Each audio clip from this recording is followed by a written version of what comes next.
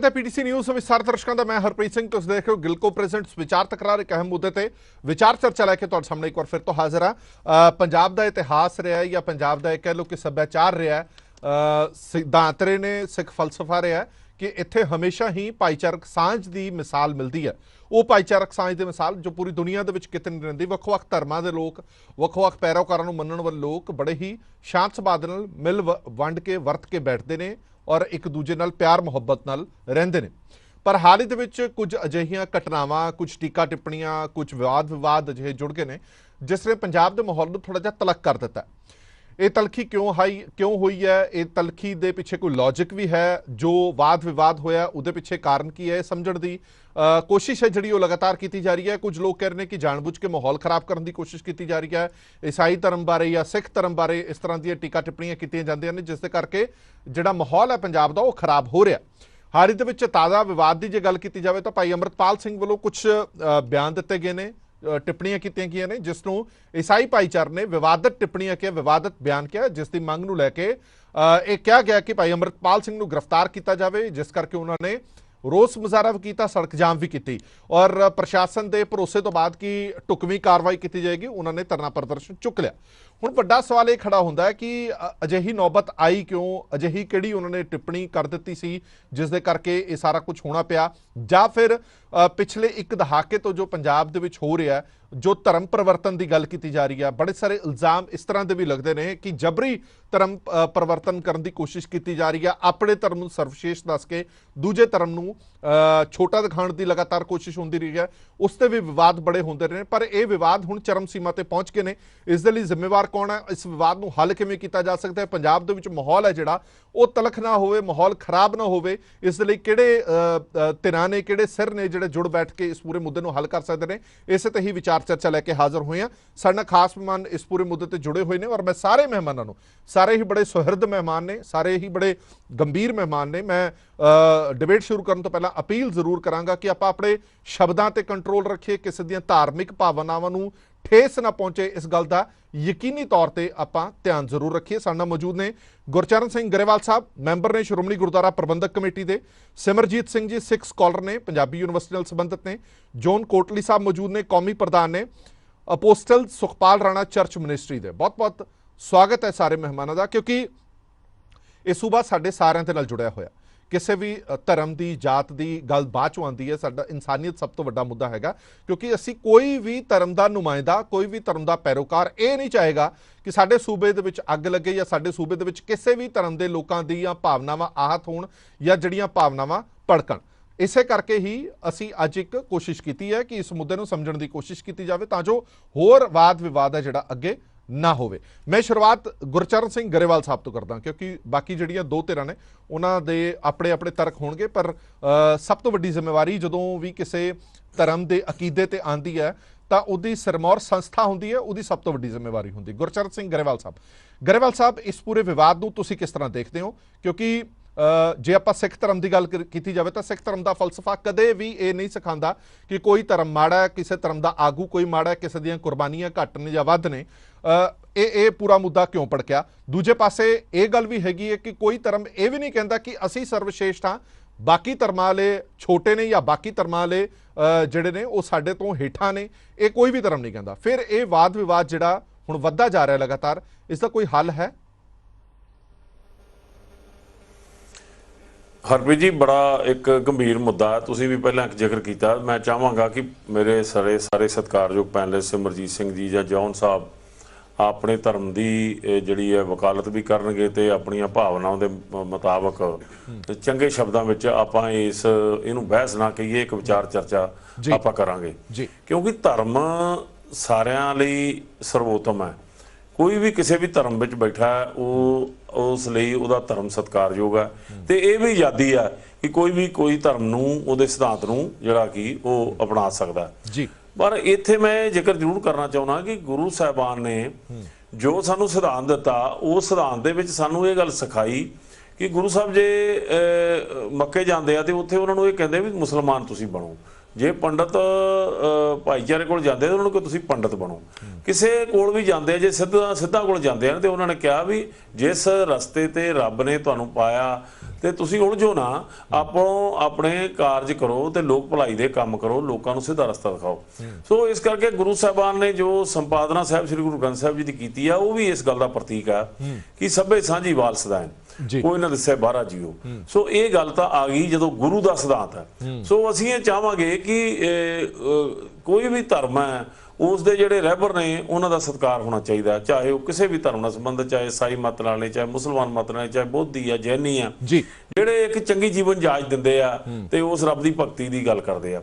ਹੁਣ ਗੱਲ ਆ ਗਈ ਕਿ ਜਿਹੜਾ ਵਿਚਾਰ ਹੁਣ ਪਿਛਲੇ ਦਿਨਾਂ ਚੱਲ ਰਿਹਾ, ਅਮਰਤਪਾਲ ਸਿੰਘ ਜੀ ਜਿਹੜੇ ਕਿ ਨੌਜਵਾਨ ਨੇ, ਪਿਛਲੇ ਕੁਝ ਦਿਨਾਂ ਤੋਂ ਇਹ ਸਾਹਮਣੇ ਆਏ ਨੇ ਤੇ ਇਹਨਾਂ ਦੇ ਇੱਕ ਬਿਆਨ ਦੇ ਨਾਲ ਸੰਬੰਧਿਤ ਇਹ ਜਿਹੜੀ ਵਿਚਾਰ ਆਈ ਆ। ਸੋ ਮੈਂ ਸਮਝਦਾ ਕਿ ਇਸ ਦੇ ਬਾਰੇ ਚ ਅਮਰਤਪਾਲ ਸਿੰਘ ਜੀ ਬੜਾ ਦੱਸ ਸਕਦੇ ਆ, ਪਰ ਮੈਂ ਸਮਝਦਾ ਕਿ ਇੱਕ ਪਿਛੋਕੜ ਆ ਇਹਦੇ ਪਿੱਛੇ ਕਾਰਨ ਆ। ਇੱਕ ਪੰਜਾਬ ਦੇ ਅੰਦਰ ਇੱਕ ਇਸ ਤਰ੍ਹਾਂ ਦੇ ਹਾਲਾਤ ਪੈਦਾ ਹੋਏ, ਇੱਕ ਬੜਾ ਵੱਡਾ ਇੱਕ ਵਿਵਾਦ ਪੈਦਾ ਹੋਇਆ, ਜਿਹੜੇ ਵਿਵਾਦ ਨੂੰ ਸ੍ਰੀ ਅਕਾਲ ਤਖਤ ਸਾਹਿਬ ਦੇ ਜਥੇਦਾਰ ਸਾਹਿਬ ਨੇ ਵੀ ਜ਼ਿਕਰ ਕੀਤਾ ਕਿ ਇੱਕ ਪਾਦਰੀ ਕਹਿ ਲਓ ਵੀ ਪਾਸਟਰ ਮਾਫੀਆ, ਮਾਫ ਕਰਨਗੇ ਕਿ ਨਾ ਜਿਹੜੇ ਸਾਡੇ ਜੌਨ ਸਾਹਿਬ, ਕਿ ਇਹਨਾਂ ਦੇ ਧਰਮ ਦੇ ਜਿਹੜੇ ਕੀ ਕਹਿੰਦੇ ਹੁੰਦੇ ਆ ਪ੍ਰਚਾਰਕ ਨੇ। ਮੈਂ ਇਹ ਗੱਲ ਨੂੰ ਸਮਝਦਾ ਤੇ ਦਾਅਵਾ ਵੀ ਕਰਦਾ ਕਿ ਪਿਛਲੇ ਸਮੇਂ ਜੋ ਈਸਾਈ ਮਤ ਨਾਲ ਸੰਬੰਧਿਤ ਧਾਰਮਿਕ ਆਗੂ ਅਕਾਲ ਤਖਤ ਸਾਹਿਬ ਦੇ ਜਥੇਦਾਰ ਸਾਹਿਬ ਕੋਲੇ ਆਏ ਸੀ, ਉਹਨਾਂ ਨੇ ਇਹ ਗੱਲ ਕਹੀ ਸੀ ਕਿ ਜਿਹੜਾ ਕੁਝ ਅੱਜ ਦੇ ਸਮੇਂ 'ਚ ਪਾਸਟਰ ਲੋਕ ਕਰ ਰਹੇ ਨੇ ਇਹ ਸਾਡੇ ਧਰਮ ਦੀ ਕਿਤਾਬ ਵਿੱਚ ਨਹੀਂ ਲਿਖਿਆ ਤੇ ਅਸੀਂ ਇਸ ਗੱਲ ਨਾਲ ਸਹਿਮਤ ਨਹੀਂ ਹੈਗੇ। ਸੋ ਅਸੀਂ ਵੀ ਇਹ ਗੱਲ ਕਹਿੰਦੇ ਸੀ ਕਿ ਈਸਾਈ ਮਤ ਦੇ ਜਿਹੜੇ ਮੇਨ ਜਿਹੜੇ ਉਹਨਾਂ ਦੇ ਪ੍ਰਚਾਰਕ ਆ ਉਹਨਾਂ ਦਾ ਵੀ ਸਤਿਕਾਰ ਕਰਦੇ ਆ, ਉਹਨਾਂ ਦੇ ਰਹਿਬਰ ਦਾ ਵੀ ਸਤਿਕਾਰ ਕਰਦੇ ਆ, ਪਰ ਕਾਰਨ ਕੁਝ ਇਸ ਤਰ੍ਹਾਂ ਦਾ ਦਿਖਾਇਆ ਗਿਆ ਕਿ ਜਿਹੜੇ ਸਿੱਖ ਨੇ ਉਹ ਈਸਾਈ ਮਤ ਦਾ ਪ੍ਰਚਾਰ ਕਰ ਰਹੇ ਨੇ, ਗਾਤਰਾ ਪਾ ਕੇ ਦਸਤਾਰ ਸਜਾ ਕੇ ਉਹ ਈਸਾਈ ਮਤ ਦਾ ਪ੍ਰਚਾਰ ਕਰ ਰਿਹਾ। ਕੋਈ ਬੱਚਾ ਵਾ ਉਹਦੇ ਸਿਰ ਤੇ ਪਟਕਾ ਬੰਨਿਆ ਤੇ ਉਹਨੂੰ ਈਸਾਈ ਬਣਾ ਕੇ ਉਹਦੇ ਗਲ 'ਚ ਕ੍ਰੋਸ ਪਾਇਆ ਜਾ ਰਿਹਾ। ਧਾਰਮਿਕ ਚਿੰਨ੍ਹ ਅਸੀਂ ਸਤਿਕਾਰ ਕਰਦੇ ਹਾਂ। ਦੂਸਰੇ ਪਾਸੇ ਇੱਕ ਲੜਕੀ ਹੈ ਜਿਹਦੇ ਦਸਤਾਰ ਬੰਨੀ ਆ, ਕੇਸਕੀ ਸਜਾਈ ਆ, ਉਹ ਧਾਰਮਿਕ ਪ੍ਰਚਾਰ ਕਰ ਰਹੀ ਆ। ਸੋ ਪਿਛਲੇ ਦਿਨਾਂ ਦੇ ਵਿੱਚ ਇਹ ਸਾਰਾ ਕੁਝ ਵਰਤਾਰਾ ਵਾਪਰਿਆ ਜਿਹਦੇ ਨਾਲ ਇੱਕ ਬੜਾ ਵੱਡਾ ਇੱਕ ਜਿਵੇਂ ਕਹਿੰਦੇ ਨੇ ਵਿਵਾਦ ਪੈਦਾ ਹੋਇਆ। ਸੋ ਅਮਰਤਪਾਲ ਦੇ ਬਿਆਨ ਤੋਂ ਵਿਵਾਦ ਤੋਂ ਪਹਿਲਾਂ ਇੱਕ ਹੋਰ ਵਿਵਾਦ ਸੀ, ਜਿਸ ਵਿਵਾਦ ਕਰਕੇ ਮੈਨੂੰ ਲੱਗਦਾ ਇਹ ਸਾਰਾ ਕੁਝ ਵਾਪਰਿਆ। ਗਰੇਵਾਲ ਸਾਹਿਬ ਇੱਕ ਮਿੰਟ ਦੇਣਾ ਮੈਂ ਇੱਕ ਸਵਾਲ ਤੁਹਾਡੇ ਤੋਂ ਜ਼ਰੂਰ ਪੁੱਛਣਾ ਚਾਹਨਾ। ਇਸ ਗੱਲ ਤੇ ਵਾਰ-ਵਾਰ ਚਰਚਾਵਾਂ ਹੁੰਦੀਆਂ ਨੇ ਕਿ ਧਰਮ ਪਰਿਵਰਤਨ ਕੀਤਾ ਜਾਂਦਾ ਹੈ। ਧਰਮ ਪਰਿਵਰਤਨ ਦੋ ਤਰੀਕੇ ਨਾਲ ਹੋ ਸਕਦਾ, ਇੱਕ ਤਾਂ ਜਬਰੀ ਧਰਮ ਪਰਿਵਰਤਨ ਹੋ ਸਕਦਾ ਕਿਸੇ ਤਰ੍ਹਾਂ ਦਾ ਕੋਈ ਲਾਲਚ ਦੇ ਕੇ, ਜਾਂ ਆਪਣੀ ਮਨੋ ਸ਼ਕਤੀ ਹੈ ਕਿ ਤੁਹਾਡੀ ਇੱਛਾ ਹੈਗੀ ਹੈ ਕਿ ਤੁਸੀਂ ਆਪਣਾ ਧਰਮ ਪਰਿਵਰਤਨ ਕਰਦੇ ਹੋ। ਇਹ ਇਲਜ਼ਾਮ ਤੁਹਾਡਾ ਲੱਗਦਾ ਹੈ ਕਿ ਜਬਰੀ ਧਰਮ ਪਰਿਵਰਤਨ ਕੁਝ ਪਾਸਟਰ ਨੇ ਜਿਹੜੇ ਉਹ ਕਰਵਾਉਂਦੇ ਨੇ, ਇਹ ਲਾਲਚ ਦੇ ਕੇ ਜਾਂ ਆਪਣੇ ਧਰਮ ਨੂੰ ਸਰਵਸ਼੍ਰੇਸ਼ਟ ਦੱਸ ਕੇ ਉਹ ਕਰਦੇ ਨੇ। ਪਰ ਕੁਝ ਇਲਜ਼ਾਮ ਤੁਹਾਡੇ ਤੇ ਵੀ ਲੱਗਦਾ ਹੈ ਕਿ ਸ਼੍ਰੋਮਣੀ ਗੁਰਦੁਆਰਾ ਪ੍ਰਬੰਧਕ ਕਮੇਟੀ ਦੀਆਂ ਕੁਝ ਕਮਜ਼ੋਰੀਆਂ ਨੇ ਜਿਹਦੇ ਕਰਕੇ ਸਿੱਖੀ ਧਰਮ ਦਾ ਪ੍ਰਚਾਰ ਤੇ ਪ੍ਰਸਾਰ ਨਹੀਂ ਹੋ ਪਾਇਆ, ਤੇ ਜਿਹੜੇ ਪ੍ਰਚਾਰ ਤੇ ਪ੍ਰਸਾਰ ਦੇ ਵਿੱਚੋਂ ਟੁੱਟੇ ਉਹ ਈਸਾਈ ਧਰਮ ਨਾਲ ਜੁੜ ਗਏ। ਦੇਖੋ ਹਰਪ੍ਰੀਤ ਜੀ, ਜਿਹੜਾ ਪ੍ਰਬੰਧਕ ਹੁੰਦਾ ਉਸ ਪ੍ਰਬੰਧਕ ਨੂੰ ਜਿਵੇਂ ਕਹਿੰਦੇ ਆ ਉਂਗਲ ਚੁੱਕੀ ਜਾਂਦੀ ਹੈ ਤੇ ਕੋਈ ਇਤਰਾਜ਼ ਨਹੀਂ। ਜੇ ਸਾਡੇ ਤੇ ਕਿਸੇ ਤਰ੍ਹਾਂ ਦੀ ਕੋਈ ਇਲਜ਼ਾਮ ਹੈ ਜਾਂ ਕਿਸੇ ਤਰ੍ਹਾਂ ਦੀ ਸਾਡੀ ਘਾਟ ਹੈ ਤੇ ਅਸੀਂ ਤਾਂ ਉਹ ਝੋਲੀ ਪਾਉਣ ਨੂੰ ਤਿਆਰ ਹਾਂ ਤੇ ਅਸੀਂ ਤਾਂ ਜਿੰਨਾ ਕੰਮ ਕਰ ਰਹੇ ਹਾਂ ਉਸ ਤੋਂ ਹੋਰ ਵੱਧ ਕਰਾਂਗੇ। ਮੈਂ ਇੱਥੇ ਗੱਲ ਕਰਦੇ ਹਾਂ ਕਿ ਧਰਮ ਪਰਿਵਰਤਨ ਦੋ ਤਰ੍ਹਾਂ ਦਾ ਨਾ, ਇੱਕ ਤਾਂ ਲਾਲਚ ਦੇ ਕੇ ਆ, ਇੱਕ ਗੁੰਮਰਾਹ ਕਰਕੇ ਆ। ਜਿਹੜਾ ਲਾਲਚ ਦੇ ਕੇ ਕੀਤਾ ਧਰਮ ਪਰਿਵਰਤਨ ਹੈ, ਉਹ ਧਰਮ ਪਰਿਵਰਤਨ ਕਿਸੇ ਵੀ ਧਰਮ ਵਿੱਚ ਲੋਕ ਚਲੇ ਜਾਣ ਉਹ ਉਸ ਧਰਮ ਦੀ ਸ਼ਾਨ ਤੇ ਸ਼ੋਭਾ ਨੂੰ ਨਹੀਂ ਵਧਾ ਸਕਣਗੇ। ਜੇ ਕੋਈ ਗੁੰਮਰਾਹ ਕੀਤਾ ਗਿਆ ਤੇ ਉਸ ਬਾਰੇ ਚ ਪਿਛਲੇ ਦਿਨਾਂ 'ਚ ਤੁਸੀਂ ਦੇਖਿਆ ਅਸੀਂ ਇਸ ਦੌੜ ਵਿੱਚ ਨਹੀਂ ਪਏਗੇ, ਪਰ ਪਿਛਲੇ ਦਿਨਾਂ ਤੁਸੀਂ ਦੇਖਿਆ ਕਿ ਇੱਕ ਥਾਂ ਦੇ ਉੱਤੇ ਅਸੀਂ 500 ਜਿਹੜੇ ਪਰਿਵਾਰ ਨੇ, ਉਸ ਤੋਂ ਇਲਾਵਾ ਵੀ ਹੋਰ ਬੜੇ ਥਾਵਾਂ ਤੇ ਅਸੀਂ ਇਹ ਦੌੜ ਵਿੱਚ ਨਹੀਂ ਪੈਂਦੇਗੇ ਕਿ ਜਿਨ੍ਹਾਂ ਨੂੰ ਗੁੰਮਰਾਹ ਕਰਕੇ ਲਿਆਂਦਾ ਗਿਆ ਸੀ ਉਹ ਮੁੜ ਕੇ ਜਿਹੜੇ ਆ ਉਹ ਮੁੱਖ ਧਾਰਾ ਵਿੱਚ ਆਏ ਨੇ। ਮੇਰੇ ਕੋਲ ਬਹੁਤ ਸਾਰੇ ਕੇਸ ਨੇ ਜਿਨ੍ਹਾਂ ਨੂੰ ਮੈਂ ਮੀਡੀਆ ਵਿੱਚ ਨਹੀਂ ਲਿਆਂਦਾ, ਪਰ ਅਸੀਂ ਉਹਨਾਂ ਨੂੰ ਕਿਹਾ ਵੀ ਜਿਹੜੇ ਲੋਕ ਗੁੰਮਰਾਹ ਹੋ ਕੇ ਚਲੇ ਗਏ ਸੀ ਉਹਨਾਂ ਨੂੰ ਅਸੀਂ ਵਾਪਸ ਲਿਆਂਦਾ। ਜਿਹੜੇ ਕਿਸੇ ਪਦਾਰਥ ਦੇ ਲਾਲਚ ਵਿੱਚ ਗਏ ਨੇ ਉਹਨਾਂ ਲੋਕਾਂ ਬਾਰੇ ਸਾਡਾ ਅਸੀਂ ਨਹੀਂ ਕਹਿੰਦੇ ਕੁਝ, ਪਰ ਇਹ ਜਿਹੜੇ ਧਰਮ ਵਿੱਚ ਵੀ ਗਏ ਨੇ ਉਸ ਧਰਮ ਲਈ ਉਹ ਸ਼ੋਭਾ ਨਹੀਂ ਵਧਾਉਣਗੇ। ਸੋ ਜੇ ਸ਼੍ਰੋਮਣੀ ਕਮੇਟੀ ਨੇ ਪਿਛਲੇ ਦਿਨਾਂ ਦੇ ਵਿੱਚ ਕੋਈ ਉਹਨਾਂ ਕੰਮ ਨਹੀਂ ਕੀਤਾ ਜਿੰਨਾ ਕਰਨਾ ਚਾਹੀਦਾ ਸੀ, ਅਸੀਂ ਤੁਹਾਡੇ ਸਾਰਿਆਂ ਤੋਂ ਇਸ ਸਹਿਯੋਗ ਦੀ ਮੰਗ ਕਰਾਂਗੇ, ਆਸ ਵੀ ਕਰਾਂਗੇ, ਪਰ ਅਸੀਂ ਜਿੰਨਾ ਕਰ ਰਹੇ ਹਾਂ ਆਪਣੇ ਵਿੱਤ ਤੋਂ ਵੱਧ ਕਰ ਰਹੇ ਹਾਂ। ਗੁਰੂ ਚਲੋ ਜੋਨ ਕੋਟਲੀ ਸਾਹਿਬ ਕੋਲ ਇੱਕ ਰਿਪਲਾਈ ਲੈ ਲੈਣਾ, ਮੈਂ ਆਂਦਾ ਵਾਪਸ ਸਾਡੇ ਕੋਲ ਜੋਨ ਕੋਟਲੀ ਸਾਹਿਬ ਤੋਂ ਇੱਕ ਰਿਪਲਾਈ ਲੈ ਲਾਂ। ਜੋਨ ਕੋਟਲੀ ਜੀ, ਮੌਜੂਦਾ ਵਿਵਾਦ ਤੇ ਆਉਣ ਤੋਂ ਪਹਿਲਾਂ ਮੈਂ ਇੱਕ ਗੱਲ ਤੁਹਾਡੇ ਤੋਂ ਜ਼ਰੂਰ ਕਲੀਅਰ ਕਰਨੀ ਚਾਹਨਾ, ਜਿਹੜੀ ਹਾਲ ਹੀ ਦੇ ਵਿੱਚ ਜਿਸ ਗੱਲ ਦੀ ਚਰਚਾ ਗਰੇਵਾਲ ਸਾਹਿਬ ਨੇ ਵੀ ਕੀਤੀ ਹੈ, ਮੈਂ ਇਸ ਤੋਂ ਪਹਿਲਾਂ ਵੀ ਇੱਕ ਡਿਬੇਟ ਕੀਤੀ ਸੀ, ਤੁਹਾਡੇ ਭਾਈਚਾਰੇ ਦੇ ਨਾਲ ਜੁੜੇ ਹੀ ਸੰਬੰਧਤ ਜਿਹੜੇ ਸੱਜਣ ਉਹ ਆਏ ਸੀਗੇ, ਉਹਨਾਂ ਨੇ ਵੀ ਇਹ ਗੱਲ ਮੰਨੀ ਸੀ ਕਿ ਅਸੀਂ ਇਸ ਗੱਲ ਨੂੰ ਮੰਨਦੇ ਹਾਂ ਕਿ ਸਾਡੇ ਧਰਮ ਦੀ ਆੜ ਦੇ ਵਿੱਚ ਕੁਝ ਲੋਕ ਅਜਿਹੇ ਨੇ ਜੋ ਸਾਡੇ ਧਰਮ ਦਾ ਨਾਮ ਖਰਾਬ ਕਰ ਰਹੇ ਨੇ, ਜੋ ਚਮਤਕਾਰ ਕਹਿੰਦੇ ਨੇ ਕਿ ਅਸੀਂ ਕਰਾਂਗੇ, ਸਟੇਜਾਂ ਤੇ ਖੜ ਕੇ ਡਰਾਮੇ ਕੀਤੇ ਜਾਂਦੇ ਨੇ, ਉਹ ਵੀ ਗਲਤ ਨੇ। ਉਸੇ ਕਰਕੇ ਹੀ ਸਾਡੇ ਧਰਮ ਨੂੰ ਠੇਸ ਲਾਉਣ ਦੀ ਕੋਸ਼ਿਸ਼ ਕੀਤੀ ਗਈ ਹੈ। ਕੀ ਤੁਸੀਂ ਮੰਨਦੇ ਹੋ ਕਿ ਵਾਕਈ ਕੁਝ ਪਾਸਰ ਇਦਾਂ ਦੇ ਹੈਗੇ ਨੇ ਜੋ ਤੁਹਾਡੇ ਧਰਮ ਦੀ ਆੜ ਦੇ ਵਿੱਚ ਇਸ ਤਰ੍ਹਾਂ ਦੇ ਡਰਾਮੇ ਕਰ ਰਹੇ ਨੇ ਜਾਂ ਇਸ ਤਰ੍ਹਾਂ ਦੀਆਂ ਕੋਸ਼ਿਸ਼ਾਂ ਕਰ ਰਹੇ ਨੇ ਕਿ ਆਪਣਾ ਨਿੱਜੀ ਫਾਇਦਾ, ਨਿੱਜੀ ਮਫਾਦ ਹੈ ਜਿਹੜਾ ਉਹਨਾਂ ਦਾ ਪੂਰਾ ਹੋ ਜਾਏ? ਦੇਖੋ ਜੀ, ਇਹਦੇ ਚ ਦੋ ਚੀਜ਼ਾਂ ਜਿਹੜੀਆਂ ਉੱਭਰ ਕੇ ਸਾਹਮਣੇ ਆਈਆਂ ਹਰਪ੍ਰੀਤ ਜੀ ਜੀ ਜੀ ਕਿ ਪਹਿਲੀ ਗੱਲ ਤੇ ਮੈਂ ਇਹ ਦੱਸਣਾ ਚਾਹੁੰਦਾ ਆਪ ਜੀ ਨੂੰ ਕਿ ਜੇਕਰ ਅਸੀਂ ਭਾਰਤ ਦੇਸ਼ ਦੇ ਵਾਸੀ ਹਾਂ ਸਾਰੇ, ਜੇਕਰ ਅਸੀਂ ਭਾਰਤ ਦੇ ਸੰਵਿਧਾਨ ਨੂੰ ਵਾਕਿਆ ਹੀ ਮੰਨਦੇ ਆ ਤੇ ਫਿਰ ਜਿਹੜੀ ਆ 25A ਆਰਟੀਕਲ ਜਿਹੜੀ ਆ ਸਾਡੇ ਸੰਵਿਧਾਨ ਦੀ, ਉਹ ਸਾਨੂੰ ਇਹ ਇਜਾਜ਼ਤ ਦਿੰਦੀ ਆ ਕਿ ਤੁਸੀਂ ਆਪਣੀ ਮਨਮਰਜ਼ੀ ਨਾਲ ਆਪਣੇ ਮਨਮਰਜ਼ੀ ਨਾਲ ਕਿਸੇ ਵੀ ਧਰਮ ਦੇ ਵਿੱਚ ਜਾ ਸਕਦੇ ਹੋ, ਚਾਹੇ ਤੁਸੀਂ ਸਵੇਰ ਨੂੰ ਹਿੰਦੂ ਬਣ ਜਾਓ, ਸ਼ਾਮ ਨੂੰ ਤੁਸੀਂ ਸਿੱਖ ਬਣ ਜਾਓ, ਦੁਪਹਿਰ ਨੂੰ ਤੁਸੀਂ ਕ੍ਰਿਸਚਨ ਬਣ ਜਾਓ। ਨੰਬਰ 1, ਜਿਹੜੇ ਲੋਕ ਜਿਹੜੇ ਸਾਡੇ ਵੀਰ ਟੀਕਾ ਟਿੱਪਣੀ ਕਰਦੇ ਨੇ ਇਹਦੇ ਸਾਡੇ ਮਸੀਹ ਧਰਮ ਦੇ ਉੱਪਰ ਕਿ ਜਿਹੜਾ ਇਹ ਜਬਰੀ ਧਰਮ ਪਰਿਵਰਤਨ ਕਰਾਉਂਦੇ ਜੀ, ਠੀਕ ਹੈ ਜੀ, ਜਬਰੀ ਧਰਮ ਪਰਿਵਰਤਨ ਤੇ ਮੈਂ ਸਮਝਦਾ ਕਿ ਉਹ ਹੁੰਦਾ ਆ ਜਦੋਂ ਆਪਾਂ ਕਿਸੇ ਦੀ ਗਰਦਨ ਦੇ ਉੱਪਰ ਤਲਵਾਰ ਰੱਖ ਕੇ ਕੋਈ ਧਰਮ ਪਰਿਵਰਤਨ ਵਾਸਤੇ ਕਿਸੇ ਨੂੰ ਜ਼ੋਰ ਨਾਲ ਕਰਦੇ ਆ, ਉਸ ਚੀਜ਼ ਨੂੰ ਕਿਹਾ ਜਾਂਦਾ ਕਿ ਇਹ ਜਬਰੀ ਧਰਮ ਪਰਿਵਰਤਨ ਹੈ। ਔਰ ਦੂਸਰਾ ਤਰੀਕਾ ਜਿਹੜਾ ਸਾਡੇ ਉੱਪਰ ਇਲਜ਼ਾਮ ਲਗਾਇਆ ਜਾਂਦਾ ਕਿ ਇਹ ਜੀ ਪੈਸੇ ਦੇ ਕੇ ਧਰਮ ਪਰਿਵਰਤਨ ਕਰਾਉਂਦੇ ਨੇ। ਮੇਨ ਮੁੱਖ ਚੀਜ਼ਾਂ ਜਿਹੜੀਆਂ ਇਹੀ ਘੁੰਮ ਕੇ ਦੁਬਾਰਾ ਆ ਰਹੀਆਂ ਨੇ। ਔਰ ਮੈਂ ਸਮਝਦਾ ਹਾਂ ਕਿ ਜਿਹੜਾ ਪਹਿਲੀ ਗੱਲ ਤਾਂ ਸਾਡਾ ਭਾਈਚਾਰਾ ਇੰਨਾ ਕਿ ਗਰੀਬ ਹੈ ਵਿਚਾਰਾ, ਆਪਣਾ ਰੋਜ਼ ਬਰੋਜ਼ ਵਿਚਾਰਾ ਦਿਹਾੜੀ ਦੱਪਾ ਕਰਕੇ ਆਪਣੀ ਮਿਹਨਤ ਮਜ਼ਦੂਰੀ ਕਰਕੇ ਆਪਣੇ ਪਰਿਵਾਰ ਨੂੰ ਪਾਲਦਾ ਹੈ, ਉਹ ਕਿਵੇਂ ਹੋ ਸਕਦਾ ਕਿ ਅਸੀਂ ਉਹਨਾਂ ਨੂੰ ਪੈਸੇ ਦੇ ਸਕਦੇ ਹਾਂ ਜੀ। ਔਰ ਦੂਜੀ ਗੱਲ ਇਹ ਆ ਕਿ ਜਿਹੜੇ ਸਾਡੇ ਪੈਸੇ ਅਸੀਂ ਸਗੋਂ ਕੋਈ 10 20 50 100 ਜੋ ਵੀ ਕਿਸੇ ਦੀ ਆਪਣੀ ਸ਼ਰਧਾ ਹੁੰਦੀ ਹੈ ਉਹ ਚੰਦਾ ਪਾ ਕੇ ਜਾਂਦਾ ਆ, ਬਲਕਿ ਨਾ ਕਿ ਅਸੀਂ ਕਿਸੇ ਨੂੰ ਪੈਸੇ ਦਿੰਨੇ ਆ। ਔਰ ਇਹ ਦੋਨੇ ਚੀਜ਼ਾਂ ਤੁਸੀਂ ਦੇਖ ਲਿਆ, ਨਾ ਹੀ ਇਹ ਜਿਹੜਾ ਕੋਈ ਜਬਰੀ ਧਰਮ ਪਰਿਵਰਤਨ ਦਾ ਕੋਈ ਕੇਸ ਜਿਹੜਾ ਆ ਕਿਤੇ ਥਾਣੇ ਦੇ ਵਿੱਚ ਰਜਿਸਟਰਡ ਹੋਇਆ। ਇੱਕ ਮਿੰਟ ਰੋਕ ਰਿਹਾ, ਸਿਰਫ ਇੱਕ ਮਿੰਟ ਰੋਕ ਰਿਹਾ। ਇੱਕ ਸਵਾਲ ਮੈਂ ਤੁਹਾਡੇ ਤੋਂ ਹੋਰ ਪੁੱਛਣਾ ਚਾਹਨਾ, ਜਿਹੜਾ ਮੈਂ ਪਹਿਲਾਂ ਵੀ ਕਿਹਾ ਕਿ ਆਪਣੇ ਧਰਮ ਨੂੰ ਸਰਵਸ਼੍ਰੇਸ਼ਟ ਦੱਸਣਾ, ਚਲੋ ਹਰ ਧਰਮ ਦਾ ਪ੍ਰਚਾਰ ਪ੍ਰਸਾਰ ਹੋਣਾ ਬੜਾ ਜ਼ਰੂਰੀ ਹੈ, ਪਰ ਕੀ ਇਹ ਜ਼ਰੂਰੀ ਹੈ ਆਪਣੇ ਧਰਮ ਨੂੰ ਸਰਵਸ਼੍ਰੇਸ਼ਟ ਦੱਸ ਕੇ ਦੂਜੇ ਧਰਮ ਨੂੰ ਨੀਵਾਂ ਦਿਖਾਣਾ, ਦੂਜੇ ਧਰਮ ਪ੍ਰਤੀ ਅਜਿਹੇ ਵਰਡ ਯੂਜ਼ ਕਰਨੇ ਕਿ ਉਸ ਧਰਮ ਦੇ ਵਿੱਚ ਕੁਝ ਨਹੀਂ ਪਿਆ, ਤੁਸੀਂ ਸਾਡੇ ਧਰਮ ਦੇ ਵਿੱਚ ਆ ਜਾਓ? ਕਿ ਇਹ ਵੀ ਜ਼ਬਰਦਸਤੀ ਧਰਮ ਪਰਿਵਰਤਨ ਦੀ ਪਰਿਭਾਸ਼ਾ ਦੇ ਵਿੱਚ ਨਹੀਂ ਆਉਂਦਾ? ਦੇਖੋ ਜੀ, ਸਭ ਤੋਂ ਪਹਿਲੇ ਤਾਂ ਮੈਂ ਆਪ ਜੀ ਦੇ ਮਾਧਿਅਮ ਦੇ ਰਾਹੀਂ ਦੱਸਣਾ ਚਾਹੁੰਦਾ ਕਿ ਹਰੇਕ ਧਰਮ ਸਤਿਕਾਰਯੋਗ ਹੈ। ਸਾਡਾ ਸਿੱਖ ਧਰਮ ਬਹੁਤ ਪਿਆਰਾ ਧਰਮ ਹੈ, ਸਤਿਕਾਰਯੋਗ ਹੈ। ਹਿੰਦੂ ਧਰਮ ਵੀ ਸਤਿਕਾਰਯੋਗ ਹੈ, ਮੁਸਲਿਮ ਧਰਮ ਵੀ ਸਤਿਕਾਰਯੋਗ ਹੈ, ਮਸੀਹੀ ਧਰਮ ਵੀ ਜਿਹੜਾ ਇਹ ਵੀ ਸਤਿਕਾਰਯੋਗ ਹੈ। ਕਦੀ ਕਿਸੇ ਨੂੰ ਕੋਈ ਇਸ ਤਰੀਕੇ ਦੀ ਕੋਈ ਪ੍ਰੋਬਲਮ ਨਹੀਂ ਆਂਦੀ ਕਿ ਅਸੀਂ ਹਰੇਕ ਦਾ ਸਤਿਕਾਰ ਕਰਦੇ ਹਾਂ। ਬਲਕਿ ਦੇਖੋ, ਬਾਕੀ ਗੱਲ ਜਿਹੜੀ ਤੁਸੀਂ ਕੀਤੀ ਹੈ ਹਰਪ੍ਰੀਤ ਜੀ ਕਿ ਆਪਣੇ ਧਰਮ ਨੂੰ ਸਰਵਸ਼੍ਰੇਸ਼ਟ ਦੱਸ ਕੇ ਜਿਹੜਾ ਆਪਾਂ ਇਸ ਤਰੀਕੇ ਨਾਲ ਕਰਦੇ ਹਾਂ। ਔਰ ਦੇਖੋ, ਹਰੇਕ ਧਰਮ ਜਿਹੜਾ ਹੈ ਉਹ ਆਪਣੇ ਆਪ ਨੂੰ ਸਰਵਸ਼੍ਰੇਸ਼ਟ ਹੀ ਦੱਸਦਾ ਜੀ। ਜਿਵੇਂ ਕਿ ਆਪਣੇ 10 ਗੁਰੂਆਂ ਦੀ ਜਿਹੜੀ ਬਾਣੀ ਹੈ, ਜਦੋਂ ਅਸੀਂ ਲੰਗਰ ਲਗਾਉਂਦੇ ਹਾਂ, ਅਸੀਂ ਕਹਿੰਦੇ ਕਿ ਅਸੀਂ ਦੂਜੇ ਧਰਮ ਨੂੰ ਤਾਂ ਮਾੜਾ ਨਹੀਂ ਨਾ ਕਹੀਦਾ, ਲੰਗਰ ਲਗਾਉਂਦੇ ਆ, ਦੂਜੇ ਧਰਮ ਨੂੰ ਤਾਂ ਨਾ ਪਾਏ ਕਹੀਏ ਕਿ ਉਸ ਧਰਮ ਦੇ ਵਿੱਚ ਤੁਹਾਨੂੰ ਕੁਝ ਨਹੀਂ ਮਿਲਣਾ, ਸਾਡੇ ਧਰਮ ਚਾਹੋ ਤੁਹਾਨੂੰ ਸਭ ਕੁਝ ਸਾਡੇ ਧਰਮ 'ਚ ਹੀ ਮਿਲੇਗਾ। ਆਪਣੇ ਧਰਮ ਬਾਰੇ ਜਿਹੜਾ ਮਰਜ਼ੀ, ਮੈਂ ਤੁਹਾਡੀ ਗੱਲ ਨਹੀਂ ਕਰ ਰਿਹਾ, ਸਾਰਿਆਂ ਦੀ ਗੱਲ ਕਰ ਰਿਹਾ, ਸਿੱਖ ਧਰਮ ਦੀ ਵੀ ਗੱਲ ਕਰ ਰਿਹਾ, ਸਾਰੇ ਆਪਣਾ ਧਰਮ ਦਾ ਪ੍ਰਚਾਰ ਪ੍ਰਸਾਰ ਕਰਨ, ਪਰ ਇਸ ਗੱਲ ਨੂੰ ਕਹਿ ਕੇ ਕਿ ਦੂਜਾ ਧਰਮ ਮਾੜਾ, ਸਾਡਾ ਧਰਮ ਸਰਵਸ਼੍ਰੇਸ਼ਟ ਹੈ, ਇਹ ਤਾਂ ਨਹੀਂ ਹੋਣਾ ਚਾਹੀਦਾ।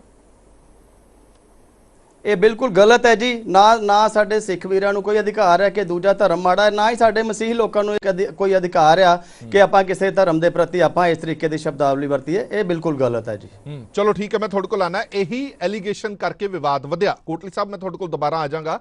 ਇਹ ਇਸੇ ਕਰਕੇ ਵਿਵਾਦ ਵਧਿਆ ਜਿਹੜੀ ਟਿੱਪਣੀ ਦੀ ਤੁਸੀਂ ਗੱਲ ਕਰ ਰਹੇ ਹੋ ਕਿ ਭਾਈ ਅੰਮ੍ਰਿਤਪਾਲ ਨੇ ਟਿੱਪਣੀ ਕੀਤੀ। ਉਹਨਾਂ ਨੇ ਕਿਹਾ ਕਿ ਪਹਿਲਾਂ ਅਜਿਹੀਆਂ ਟਿੱਪਣੀਆਂ ਤੁਹਾਡੇ ਵੱਲੋਂ ਹੁੰਦੀਆਂ ਰਹੀਆਂ, ਤੁਹਾਡੇ ਪਾਸਟਰਸ ਜਿਹੜੇ ਨੇ ਉਹ ਟਿੱਪਣੀਆਂ ਕਰਦੇ ਰਹੇ, ਮੈਂ ਉਹ ਟਿੱਪਣੀ ਤਾਂ ਨਹੀਂ ਕਰਨਾ ਚਾਹੁੰਦਾ ਕਿ ਇੱਥੋਂ ਤੱਕ ਵੀ ਕਿਹਾ ਗਿਆ ਕਿ ਉਹ ਜਿਹੜਾ ਧਰਮ ਹੈ ਉਹ ਸ਼ੈਤਾਨ ਦਾ ਧਰਮ ਹੈਗਾ, ਇਸੇ ਕਰਕੇ ਉਸ ਦਾ ਜਵਾਬ ਦਿੱਤਾ ਗਿਆ। ਚਲੋ ਇਸ ਤੇ ਮੈਂ ਦੁਬਾਰਾ ਆ ਜਾਣਾ। ਮੈਂ ਸਿਮਰਜੀਤ ਸਿੰਘ ਹੋਰਾਂ ਤੋਂ ਇੱਕ ਰਿਪਲਾਈ ਜ਼ਰੂਰ ਲੈ ਲਾਂ, ਸਿੱਖ ਸਕਾਲਰ ਨੇ ਪੰਜਾਬੀ ਯੂਨੀਵਰਸਿਟੀ ਤੋਂ। ਸਿਮਰਜੀਤ ਸਿੰਘ ਜੀ, ਮੈਨੂੰ ਲੱਗਦਾ ਕਿ ਧਰਮ ਦੀ ਪੜ੍ਹਾਈ ਤੁਸੀਂ ਬਹੁਤ ਚੰਗੀ ਤਰ੍ਹਾਂ ਕੀਤੀ ਹੋਈ ਹੈ, ਸਿੱਖ ਸਕਾਲਰ ਹੋ। ਮੈਂ ਤੁਹਾਡੇ ਜ਼ਰੀਏ ਸਮਝਣਾ ਚਾਹੁੰਦਾ, ਇਹ ਪੁੱਛਣਾ ਚਾਹੁੰਦਾ ਕਿ ਤੁਹਾਨੂੰ ਨਹੀਂ ਲੱਗਦਾ ਕਿ ਜਿਹੜਾ ਧਰਮ ਹੈ ਉਹ ਤਾਂ ਜੋੜਨ ਦੀ ਪਰਿਭਾਸ਼ਾ ਦਿੰਦਾ, ਧਰਮ ਜਿਹੜਾ ਜੋੜਨ ਦਾ ਸਿਧਾਂਤ ਦਿੰਦਾ, ਤੋੜਨ ਵੱਲ ਨੂੰ ਨਹੀਂ ਜਾਂਦਾ। ਸਾਨੂੰ ਇਦਾਂ ਦੇ ਵਾਦ ਵਿਵਾਦ ਤੋਂ ਬਚਣਾ ਚਾਹੀਦਾ, ਇਦਾਂ ਦੀਆਂ ਟੀਕਾ ਟਿੱਪਣੀਆਂ ਤੋਂ ਬਚਣਾ ਚਾਹੀਦਾ ਜੋ ਤੋੜਨ 'ਚ ਬਲੀਵ ਰੱਖਣ, ਜੋੜਨ 'ਚ ਨਹੀਂ। हाँ जी सर, मेरे ख्याल से ਜਿਹੜਾ ਤੁਸੀਂ ਗੱਲ ਕਹੀ ਉਹ ਬਿਲਕੁਲ ਸਹੀ ਹੈ। ਧਰਮ ਜਿਹੜਾ ਜੋੜਨ 'ਚ ਵਿਸ਼ਵਾਸ ਰੱਖਦਾ ਜੀ। ਤੇ ਕਿਸੇ ਨੇ ਕੋਈ ਤੋੜਨ ਵਾਲੀ ਗੱਲ ਨਹੀਂ ਕੀਤੀ। ਜੇ ਤੋੜਨ ਵਾਲੀ ਗੱਲ ਦੀਆਂ ਐਗਜ਼ਾਮਪਲਸ ਤੁਸੀਂ ਲੈਣਾ ਚਾਹੁੰਦੇ ਆ ਜਿੱਥੋਂ ਇਹ ਵਿਵਾਦ ਸ਼ੁਰੂ ਹੁੰਦੇ ਆ, ਤਾਂ ਮੈਂ ਤੁਹਾਨੂੰ ਤੋੜਨ ਵਾਲੀ ਗੱਲ ਦੀ ਐਗਜ਼ਾਮਪਲ ਦੇ ਸਕਦਾ।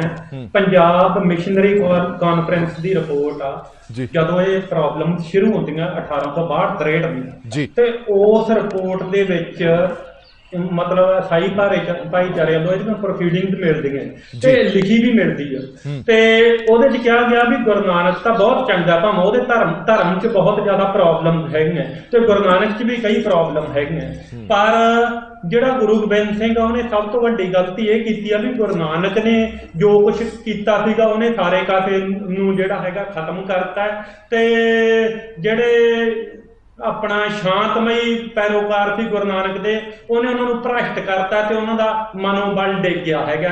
ਇਹ ਜੇ ਤੁਸੀਂ ਚਾਹੁੰਦੇ ਹੈਗੇ ਤਾਂ ਮੈਂ ਤੁਹਾਨੂੰ 1862-63 ਦੀ ਇਹ ਜਿਹੜੀ ਪੰਜਾਬ ਮਿਸ਼ਨਰੀ ਕਾਨਫਰੰਸ ਹੈਗੀ ਆ ਉਹਦੀ ਰਿਪੋਰਟ ਤੁਹਾਨੂੰ ਮੈਂ ਭੇਜ ਸਕਦਾ ਹੈਗਾ।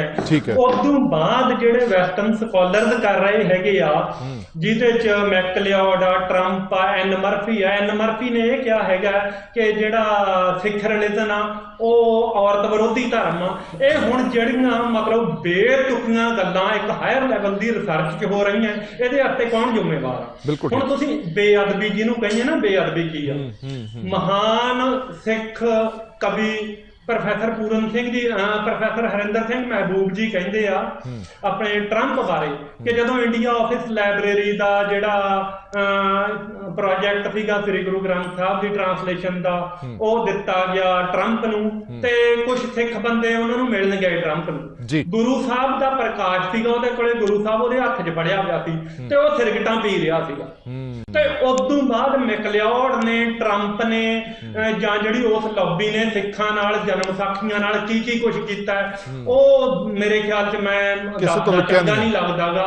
ਸਾਰਿਆਂ ਨੂੰ ਪਤਾ ਹੈ ਜਿਹੜੇ ਮਤਲਬ ਅਕੈਡਮਿਕਸ ਦੇ ਨਾਲ ਜੁੜੇ ਆ। ਬਾਕੀ ਜਿਹੜਾ ਕਹਿੰਦੇ ਨਾ ਵੀ ਅਸੀਂ ਧਰਮ ਜਿਹੜਾ ਜਬਰੀ ਪਰਿਵਰਤਨ ਨਹੀਂ ਕਰਦੇ, ਉਹ ਅਫਰੀਕਾ ਦੇ ਲੋਕਾਂ ਨੂੰ ਪੁੱਛੋ, ਉਹ ਕਾਲਿਆਂ ਨੂੰ ਪੁੱਛੋ ਜਿਨ੍ਹਾਂ ਪਿੱਛੇ ਪੋਪ ਨੂੰ ਨਿੱਤ ਮਾਫੀ ਮੰਗਣੀ ਪੈ ਰਹੀ ਆ ਤੇ ਬੱਚਿਆਂ ਦੀਆਂ ਹੱਡੀਆਂ ਮਿਲ ਰਹੀਆਂ ਹੈਗੀਆਂ, ਜਾਂ ਪੂਰੀ ਇੱਕ ਕ੍ਰਿਸਚਨ ਜਿਹੜਾ ਰਿਲੀਜਨ ਦੀ ਹਿਸਟਰੀ 'ਚ ਕਿੰਨੀ ਕੁ ਵਾਇਲੈਂਸ ਹੋਈ ਆ ਤੇ ਕਿੰਨਾ ਲੋਕਾਂ ਤੇ ਹੋਈ ਆ। ਇਸਲਾਮ ਬਾਰੇ ਕੀ ਗਿਆ, ਕਿਹਾ ਕਿ ਐਡਵਰਡ ਸੈਯਦ ਨੇ।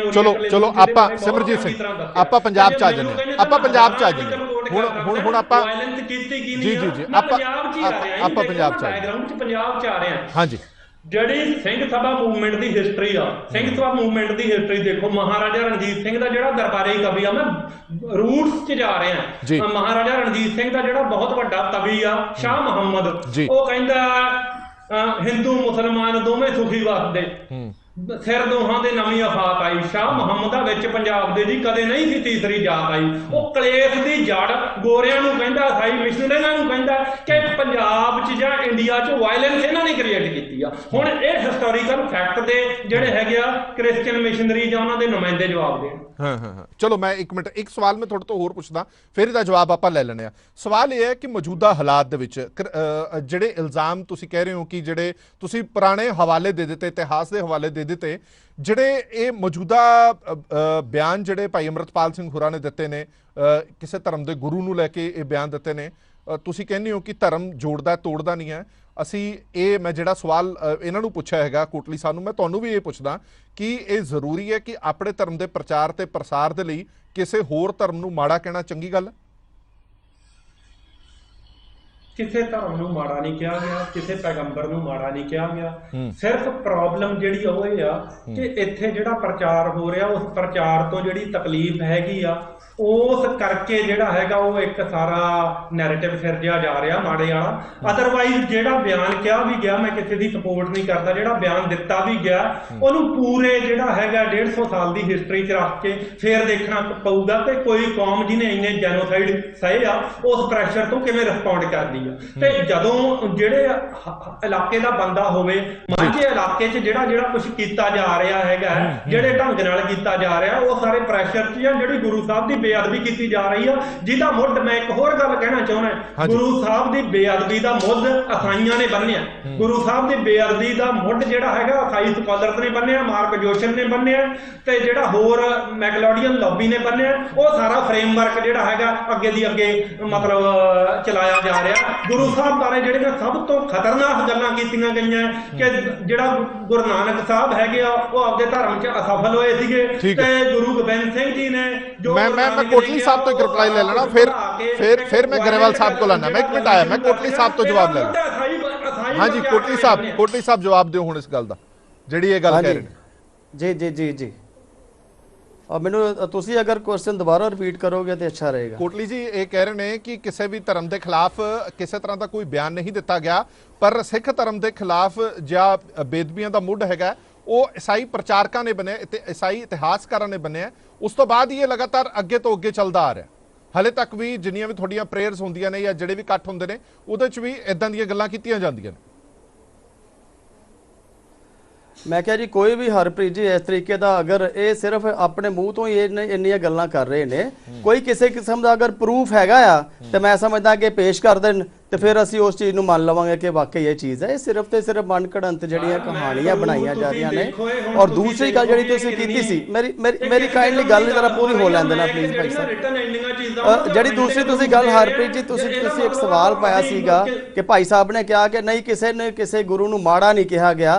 मैं समझदा कि जदों तक साडे वर्गे इंसानां नूं या पादरी साहिबानां दे उपर कोई अमृतपाल वर्गा जड़ा वो कोई टीका टिप्पणी करता सीगा, क्योंकि इंसान है, इंसान दे ऊपर चलो हर चीज कोई गल नहीं, असी इंसान है असी बर्दाश्त कर लांगे। लेकिन वो परम पिता परमेश्वर के खिलाफ ही जिस बंदे ने टिप्पणी कर दी है कि प्रभु यसू मसीह ते क्रॉस ते चढ़ के अपने आप नूं नहीं बचा सकिया ते तुहानूं की दऊगा।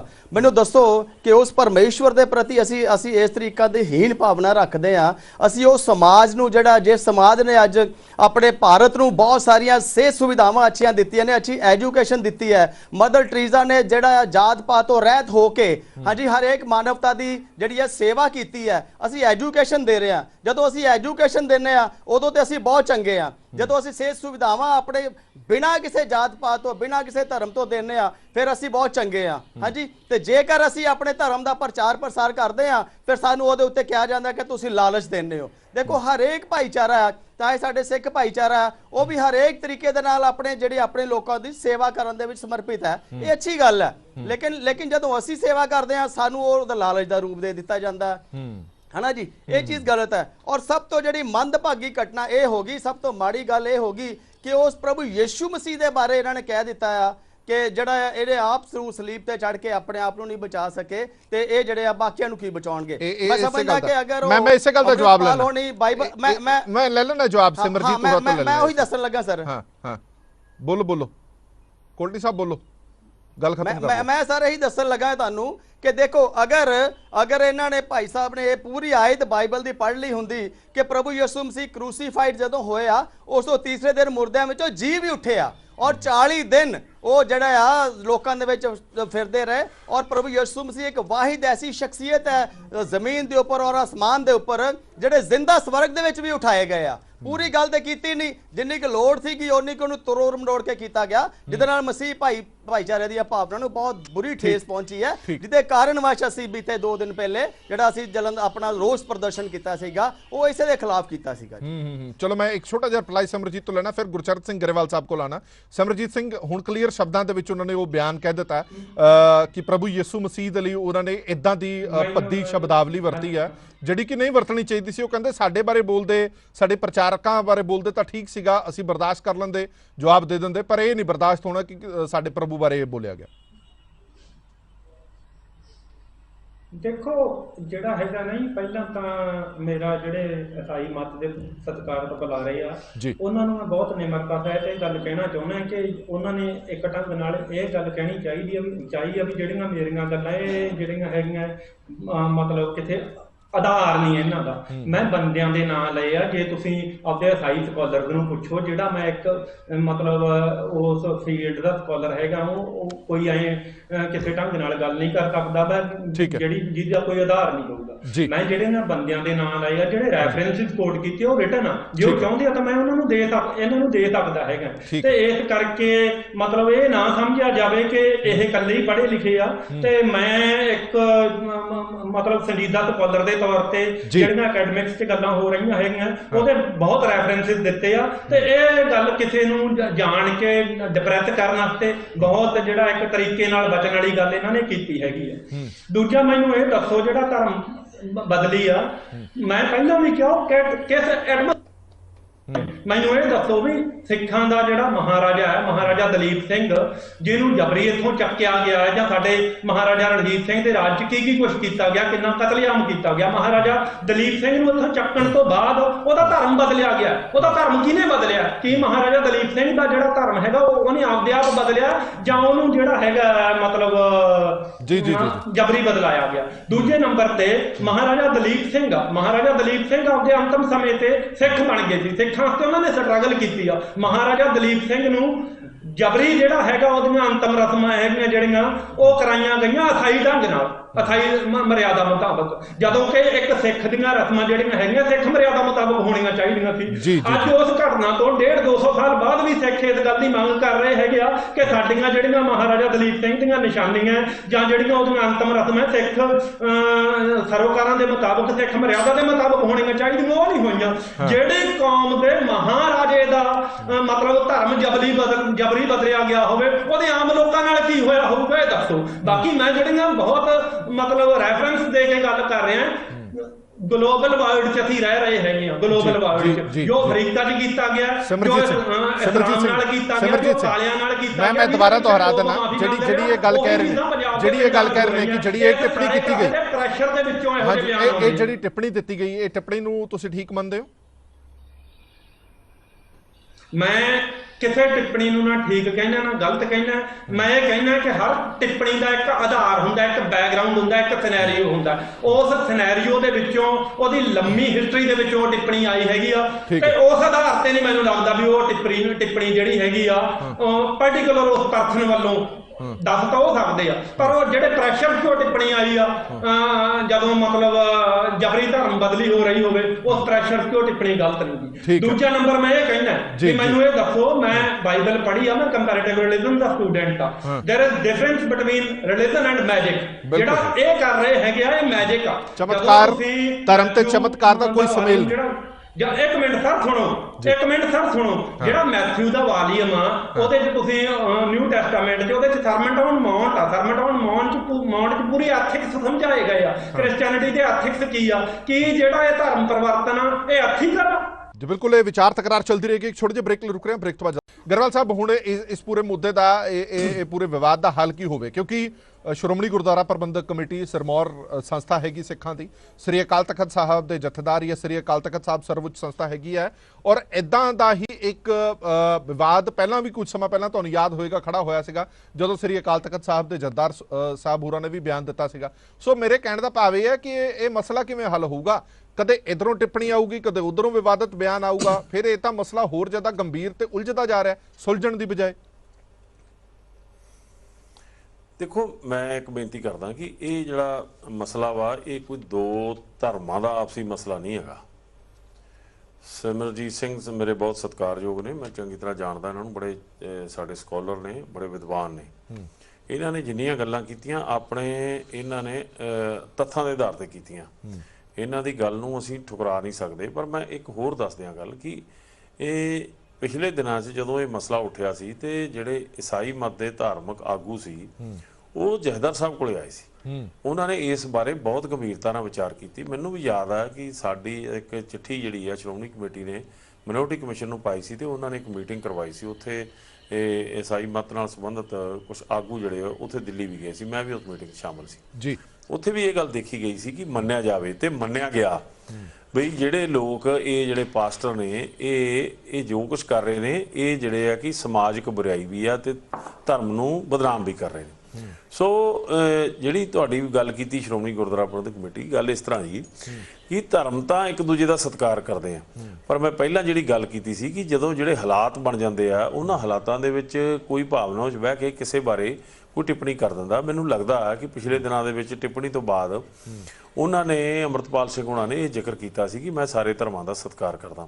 ਸੋ ਇਸ ਗੱਲ ਨੂੰ ਸਾਨੂੰ ਵੱਡਾ ਮੁੱਦਾ ਸ਼ਾਇਦ ਨਹੀਂ ਬਣਾਉਣਾ ਚਾਹੀਦਾ, ਕਿਉਂਕਿ ਇਸ ਤਰ੍ਹਾਂ ਦੀ ਕੋਈ ਗੱਲ ਨਹੀਂ ਹੈਗੀ। ਮੈਂ ਇੱਥੇ ਇੱਕ ਹੋਰ ਬੇਨਤੀ ਕਰਨੀ ਚਾਹੁੰਦਾ, ਸਿਮਰਜੀਤ ਸਿੰਘ ਜੀ ਨੂੰ ਵੀ ਬੇਨਤੀ ਕਰਨੀ ਚਾਹੁੰਦਾ ਤੇ ਅੰਮ੍ਰਿਤਪਾਲ ਸਿੰਘ ਜੀ ਨੂੰ ਵੀ ਬੇਨਤੀ ਕਰਨੀ ਚਾਹੁੰਦਾ ਕਿ ਜਿਹੜਾ ਇਹ ਮੁੱਦਾ ਵਾ, ਇਹ ਸਿਰਫ ਤੇ ਸਿਰਫ ਅੱਜ ਜਿਹੜਾ ਹਮਲਾ ਕਹਿ ਰਹੇ ਹੋ ਸਾਡੇ ਧਰਮ ਤੇ, ਵਾਕਈ ਤੁਸੀਂ ਕੱਲ ਪਰਸੋਂ ਦੇ ਅਖਬਾਰ ਵਿੱਚ ਪੜ੍ਹਿਆ ਹੋਵੇਗਾ ਕਿ ਪੋਪ ਨੇ, ਜਿਹੜੇ ਈਸਾਈ ਮਤ ਦੇ ਸਤਿਕਾਰਤ ਜਿਹੜੇ ਰੁਤਬੇ ਤੇ ਬੈਠੇ ਨੇ ਧਾਰਮਿਕ ਆਗੂ ਨੇ, ਉਹਨਾਂ ਨੇ ਮਾਫੀ ਮੰਗੀ ਆ ਕਿ ਕੈਨੇਡਾ ਦੇ ਵਿੱਚ ਬੱਚਿਆਂ ਦਾ ਸ਼ੋਸ਼ਣ ਕਰਕੇ ਉਹਨਾਂ ਦਾ ਧਰਮ ਤਬਦੀਲ ਕੀਤਾ ਗਿਆ। ਸਾਰਿਆਂ ਨੇ ਪੜ੍ਹਿਆ, ਇਹ ਕੁਝ ਚੱਲ ਰਿਹਾ ਵਾ।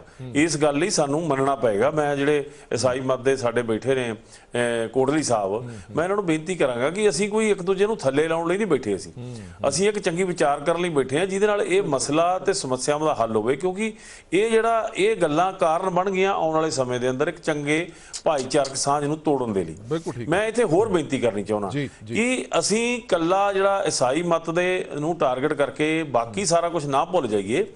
ਮੈਂ ਸਿਮਰਜੀਤ ਸਿੰਘ ਨੂੰ ਇਹ ਵੀ ਬੇਨਤੀ ਕਰਾਂਗਾ ਕਿ ਇਹਦੇ ਨਾਲ ਦੀ ਨਾਲ ਉਹ ਗੱਲਾਂ ਵੀ ਸਾਨੂੰ ਯਾਦ ਜ਼ਰੂਰ ਕਰਨੀਆਂ ਚਾਹੀਦੀਆਂ ਕਿ ਜਿਹੜੇ ਇਸ ਹਿੰਦੁਸਤਾਨ ਦੇ ਵਿੱਚ ਬਹੁ ਗਿਣਤੀ ਲੋਕ ਜਿਹੜੇ ਆ ਉਹ ਸਾਨੂੰ ਟਾਰਗੇਟ ਕਰਦੇ ਆ, ਸਾਡੇ ਤੇ ਉਹ ਭਾਰੂ ਹੋਣਾ ਚਾਹੁੰਦੇ ਆ, ਸਾਨੂੰ ਆਪਣਾ ਇੱਕ ਹਿੱਸਾ ਸਮਝਦੇ ਆ, ਇਸ ਦੇਸ਼ ਨੂੰ ਉਹ ਕਹਿੰਦਾ ਹਿੰਦੂ ਰਾਸ਼ਟਰ ਬਣਾਉਣਾ ਚਾਹੁੰਦੇ ਆ। ਉਹ ਵੀ ਇੱਕ ਸ਼ਕਤੀਆਂ ਨੇ, ਉਹਨਾਂ ਨੂੰ ਅਸੀਂ ਇਹ ਨਾ ਕਰੀਏ ਕਿ ਉਹਨਾਂ ਨੂੰ ਅਣਗੌਲਿਆਂ ਕਰ ਦਈਏ। ਇਹ ਜਿੱਥੇ ਇਹਨਾਂ ਦਾ ਈਸਾਈ ਮਤ ਦੀ ਗੱਲ ਆ, ਬੜੀ ਸੋਹਣੀ ਡਿਫਾਈਨ ਕੀਤਾ, ਉਹਨੂੰ ਮੁੱਦਾ ਵੀ ਰੱਖਣਾ ਚਾਹੀਦਾ ਤੇ ਬਾਕੀ ਮੁੱਦੇ ਵੀ ਜਿਹੜੇ ਨਾਲ ਦੀ ਨਾਲ ਸਾਨੂੰ ਚਲਾਉਣੇ ਚਾਹੀਦੇ ਆ।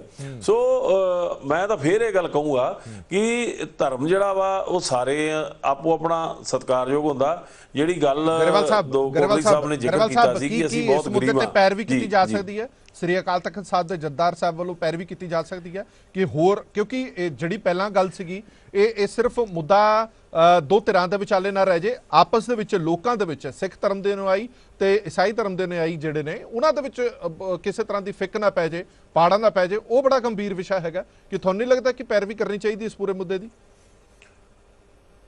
ਦੇਖੋ, ਮੈਂ ਪਹਿਲਾਂ ਵੀ ਗੱਲ ਕੀਤੀ ਸੀ ਕਿ ਪਹਿਲਾ ਮਸਲਾ ਦੋ ਧਰਮਾਂ ਦਾ ਸੀਗਾ।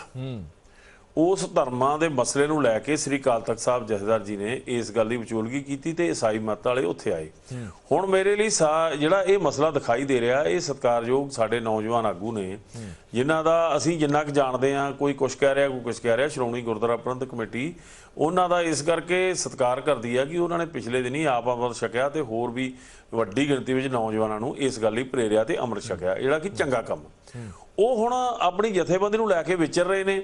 ਹੁਣ ਉਹ ਜਥੇਬੰਦੀ ਦੇ ਵੱਲੋਂ ਜਿਹੜਾ ਬਿਆਨ ਆਇਆ, ਉਸ ਬਿਆਨ ਦੀ ਜਿਹੜੀ ਉਹ ਜਸਟੀਫਿਕੇਸ਼ਨ ਉਹ ਤਾਂ ਉਹੀ ਦੇਣਗੇ ਨਾ ਕਿ ਅੰਮ੍ਰਿਤਪਾਲ ਸਿੰਘ ਜੀ ਨੇ ਇਹ ਬਿਆਨ ਦਿੱਤਾ ਤੇ ਅਸੀਂ ਤਾਂ ਚਾਹਾਂਗੇ ਕਿ ਇਹ ਕਿਸੇ ਵੀ ਧਰਮ ਦਾ ਜਿਹੜਾ ਸਤਿਕਾਰ ਬਣਿਆ ਰਹਿਣਾ ਚਾਹੀਦਾ। ਪਰ ਫਿਰ ਇਹ ਕਹਿਣਾ ਕਿ ਕਾਰਨ ਬਣਦਾ, ਜਿਹੜਾ ਕਾਰਨ ਬਣਿਆ ਉਹਨੂੰ ਅਸੀਂ ਪੜਚੋਲ 'ਚ ਰੱਖੀਏ, ਉਹਨੂੰ ਅਸੀਂ ਇਸ ਸੰਦਰਭ 'ਚ ਰੱਖੀਏ ਕਿ ਅੰਮ੍ਰਿਤਪਾਲ ਦੇ ਬਿਆਨ ਕਿਸ ਕਾਰਨ ਆਇਆ। ਕੋਈ ਅੰਮ੍ਰਿਤਪਾਲ ਇਸ ਕਰਕੇ ਨਹੀਂ ਆਇਆ ਕਿ ਜਿੱਦਣ ਉਹ ਆਇਆ ਉਹਨੇ ਪਹਿਲਾਂ ਆਉਣ ਤੋਂ ਸਾਰੀ ਇਹ ਕੰਮ ਕੀਤਾ ਕਿ ਮੈਂ ਕ੍ਰਿਸਚੀਅਨਟੀ ਦੇ ਖਿਲਾਫ ਆ ਜਾਂ ਹੋਰ ਆ।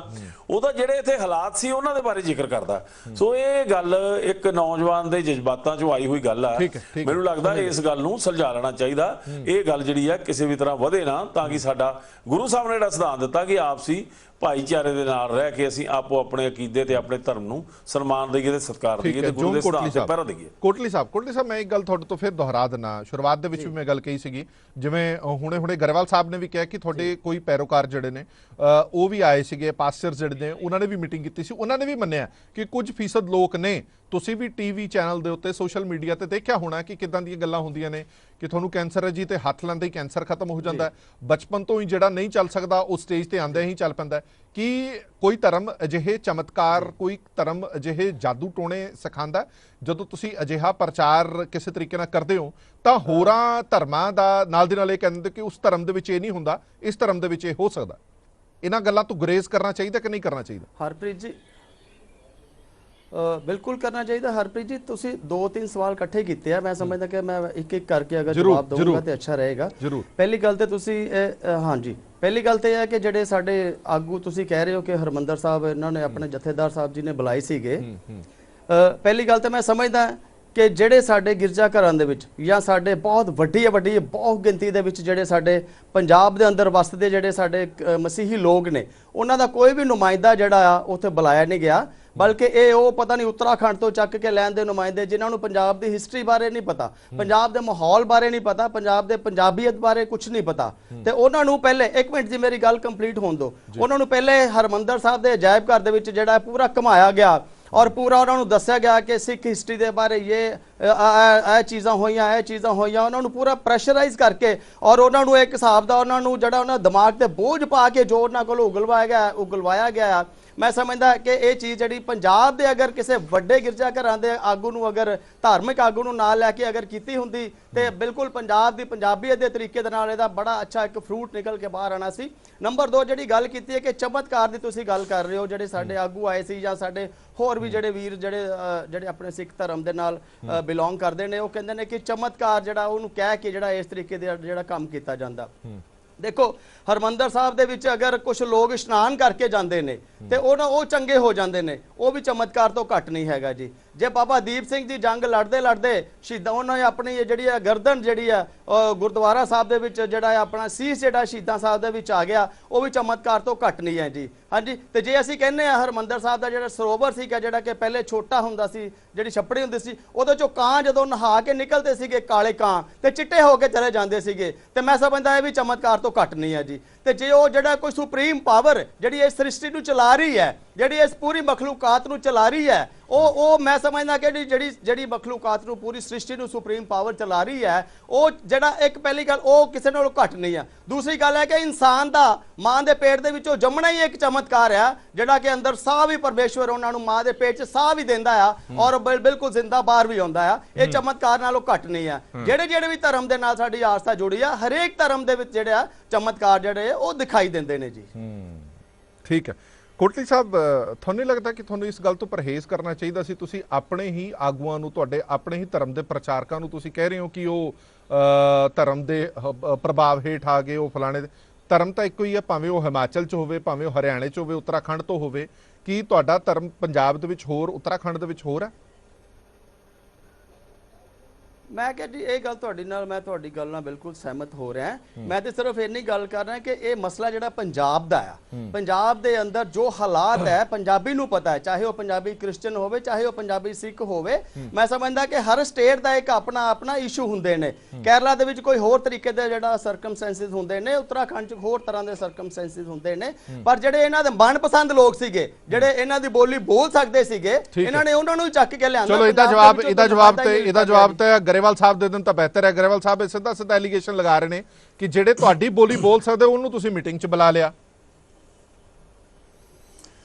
ਦੇਖੋ ਜੀ, ਮੈਂ ਨਾ ਕੋਟਲੀ ਸਾਹਿਬ ਨੂੰ ਇੱਕ ਬੇਨਤੀ ਕਰਨੀ ਚਾਹੁੰਦਾ ਕਿ ਕੋਟਲੀ ਸਾਹਿਬ, ਮੈਂ ਤੁਹਾਨੂੰ ਇਹ ਗੱਲ ਕਰਨਾ, ਤੁਸੀਂ ਇੱਕ ਧਰਮ ਨੂੰ ਰਿਪਰੈਜ਼ੈਂਟ ਕਰ ਰਹੇ ਹੋ।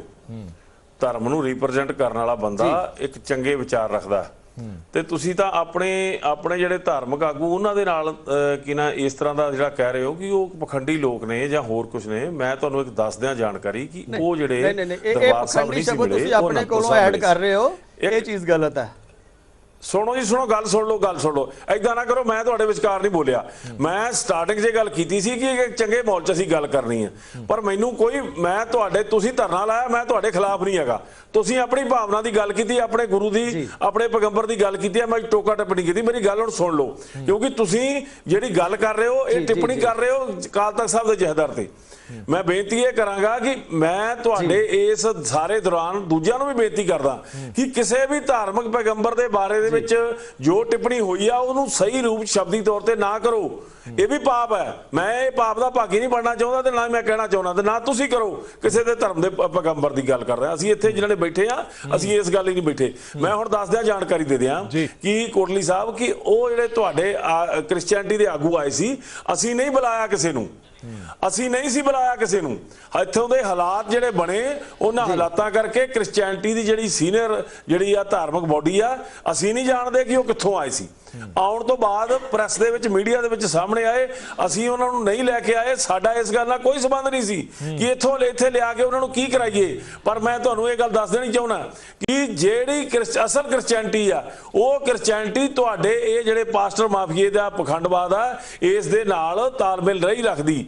ਮੈਂ ਤੁਹਾਨੂੰ ਕਹਿਣਾ ਕਿ ਤੁਸੀਂ ਜੇ ਆਪਦੇ ਧਰਮ ਤੇ ਅਕੀਦੇ ਤੇ ਆਪਣੇ ਯਿਸੂ ਦੇ ਸਹੀ ਪੈਰੋਕਾਰ ਹੋ ਤੇ ਤੁਸੀਂ ਇਸ ਤਰ੍ਹਾਂ ਦੀ ਗਲਤ ਗੱਲ ਨੂੰ ਇੱਥੇ ਜਿਵੇਂ ਮੀਡੀਆ ਵਿੱਚ ਬੈਠ ਕੇ ਉਸ ਨੂੰ ਤੁਸੀਂ ਸਹੀ ਨਾ ਠਹਿਰਾਓ। ਜਿਹੜੀ ਗਲਤ ਗੱਲ ਆ ਉਹਨੂੰ ਗਲਤ ਕਰੋ।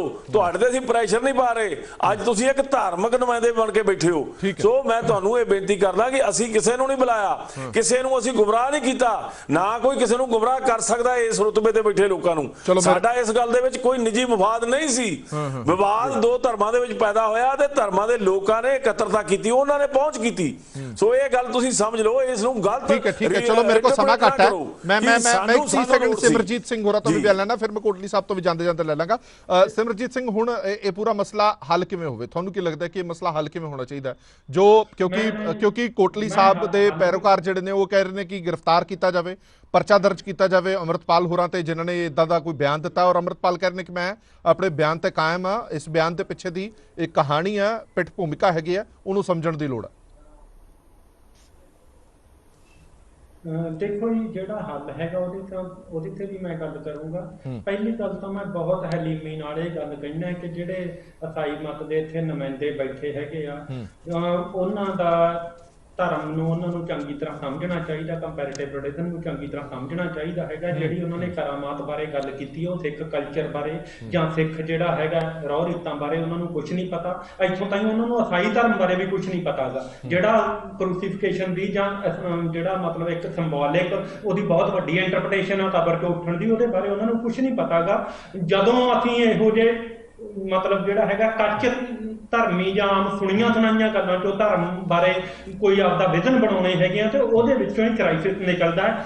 ਜਿੱਦਣ ਸੱਚੇ ਧਰਮ ਦਾ ਬੋਲਬਾਲਾ ਹੋਊਗਾ, ਕਿਸੇ ਵੀ ਧਰਮ ਦੀ ਗ੍ਰੰਥ ਦੀ ਜਿਹੜੀ ਹੈਗੀ ਆ ਭਾਵਨਾ ਮੁਤਾਬਕ, ਉਹਦੀ ਜਿਹੜੀ ਹੈਗੀ ਆ ਆਤਮਕ ਜਿਹੜੀ ਆ ਆਵਾਜ਼ ਹੈਗੀ ਆ, ਉਹਦੇ ਮੁਤਾਬਕ ਜਦੋਂ ਜਿਹੜੀਆਂ ਹੈਗੀਆਂ ਗੱਲਾਂ ਨੂੰ ਸਮਝਿਆ ਜਾਊਗਾ, ਉਦੋਂ ਕੋਈ ਧਾਰਮਿਕ ਵਿਵਾਦ ਪੈਦਾ ਨਹੀਂ ਹੁੰਦੇ।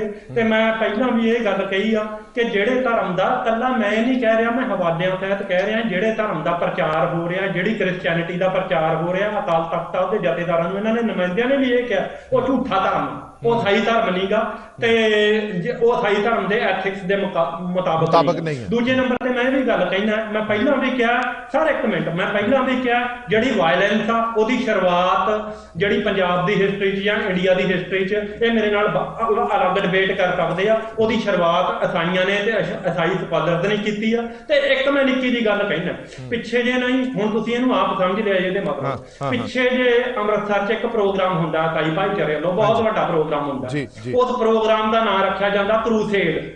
ਹੁਣ ਕਰੂਸੇਡ ਦਾ ਮਤਲਬ ਕੀ ਆ?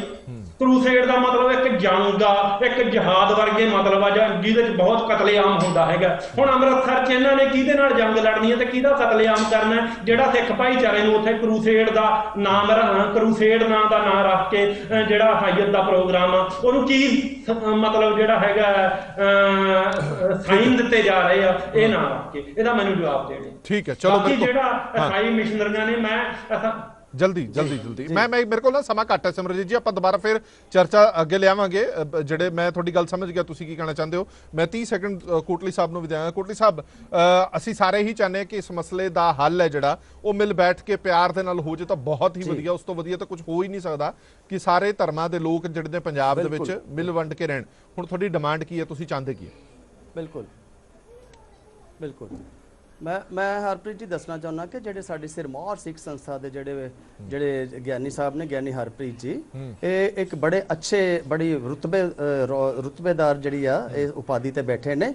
ਤੇ ਮੈਂ ਸਮਝਦਾ ਕਿ ਗਿਆਨੀ ਹਰਪ੍ਰੀਤ ਜੀ ਨੂੰ ਬੜੇ ਪਿਆਰ ਵਾਲੇ ਸੰਦੇਸ਼ ਦੇਣੇ ਚਾਹੀਦੇ ਆ। ਜਿਵੇਂ ਕਿ ਗੁਰੂ ਗ੍ਰੰਥ ਸਾਹਿਬ ਦੇ ਵਿੱਚ ਵੀ ਲਿਖਿਆ ਕਿ ਮਾਨਸ ਕੀ ਜਾਤ ਸਭੇ ਇੱਕ ਪਹਿਚਾਨ ਬੋ, ਉਹਦੇ ਚ ਕੋਈ ਸਿੱਖ ਦਾ ਜ਼ਿਕਰ ਨਹੀਂ ਕੀਤਾ ਗਿਆ, ਉਹਦੇ ਚ ਕਿਸੇ ਈਸਾਈ ਦਾ ਜ਼ਿਕਰ ਨਹੀਂ ਕੀਤਾ ਗਿਆ, ਮਾਨਸ ਇਨਸਾਨ ਦਾ ਜਿਹੜਾ ਆ, ਇਨਸਾਨ ਦਾ ਹੀ ਜ਼ਿਕਰ ਕੀਤਾ ਗਿਆ। ਸੋ ਗਿਆਨੀ ਸਾਹਿਬ ਨੂੰ ਇਹ ਚਾਹੀਦਾ ਕਿ ਹਮੇਸ਼ਾ ਹੀ ਜਿਹੜਾ ਆ ਮਾਨਵਤਾ ਨੂੰ ਪਿਆਰ ਦਾ ਸੰਦੇਸ਼ ਦੇਣ, ਮਾਨਵਤਾ ਨੂੰ ਏਕਤਾ ਦਾ ਸੰਦੇਸ਼ ਦੇਣ। ਇਹ ਤਾਂ ਕਹਿੰਦੇ ਜੀ ਹਥਿਆਰ ਚੱਕ ਲਓ ਜੀ, ਹਥਿਆਰ ਨਵੇਂ ਲੈ ਲਓ ਜੀ, ਮਾਡਰਨ ਹਥਿਆਰ ਲੈ ਲਾਂਗੇ। ਦੇਖੋ ਬੀਤੇ ਦਿਨਾਂ ਦੇ ਵਿੱਚ ਇਹ ਜਿਹੜਾ ਅੰਮ੍ਰਿਤਪਾਲ ਨੇ ਜਿਹੜਾ ਵਾਦ ਵਿਵਾਦ ਛੇੜਿਆ ਆ, ਉਹ ਤੇ ਕਹਿੰਦੇ ਜੀ ਪਿਸਟਲ ਚੱਕ ਲਓ ਜੀ, ਮਾਡਰਨ ਹਥਿਆਰ ਲੈ ਲਓ ਜੀ, ਮਾਰ ਦਿਓ ਜੀ, ਅਸੀਂ ਗੁਲਾਮ ਹੈ, ਅਸੀਂ ਕਿ ਮੈਂ 1.5 ਮਹੀਨੇ ਦੇ ਅੰਦਰ ਅੰਦਰ ਜਿਹੜਾ ਮੈਂ ਪੰਜਾਬ ਦੇ ਉੱਪਰ ਕਾਬਜ ਹੋ ਜਾਣਾ, ਉਸ ਤੋਂ ਬਾਅਦ ਮੈਂ ਭਾਰਤ ਦੇ ਉੱਪਰ ਕਾਬਜ ਹੋ ਜਾਣਾ, ਮੈਂ ਕਿਸੇ ਕਾਨੂੰਨ ਨੂੰ ਨਹੀਂ ਮੰਨਦਾ। ਦੇਖੋ ਇਹ ਅਸੀਂ ਇੱਕ ਸੈਕੂਲਰ ਕੰਟਰੀ ਦੇ ਵਿੱਚ ਰਹਿ ਰਹੇ ਹਾਂ, ਹੈ ਨਾ ਜੀ। ਤੇ ਗਿਆਨੀ ਹਰਪ੍ਰੀਤ ਜੀ ਨੂੰ ਸਾਡੀ ਹੱਥ ਜੋੜ ਕੇ ਬੇਨਤੀ ਹੈ ਕਿ ਜੇ ਤੁਸੀਂ ਉਸ ਰਿਮੋਰਸ ਸੰਸਥਾ ਦੇ ਮੁਖੀ ਹੋਣ ਦੇ ਨਾਤੇ ਪਿਆਰ ਦਾ ਸੰਦੇਸ਼ ਦਿਓਗੇ ਤੇ ਮੈਂ ਸਮਝਦਾ ਕਿ ਇਹ ਸਮੱਸਿਆ ਬਹੁਤ ਜਲਦੀ ਹੱਲ ਹੋ ਜਾਊਗੀ। ਵਰਤੀ ਹੈ ਤਾਂ ਉਹਦੇ ਲਈ ਕਾਨੂੰਨ ਬੈਠਾ ਹੈ, ਉਹਦੇ ਲਈ ਸੰਵਿਧਾਨ ਹੈ, ਉਹਦੇ ਲਈ ਪੁਲਿਸ ਹੈਗੀ ਹੈ, ਉਹ ਆਪੇ ਕਾਰਵਾਈਆਂ ਕਰਨਗੇ।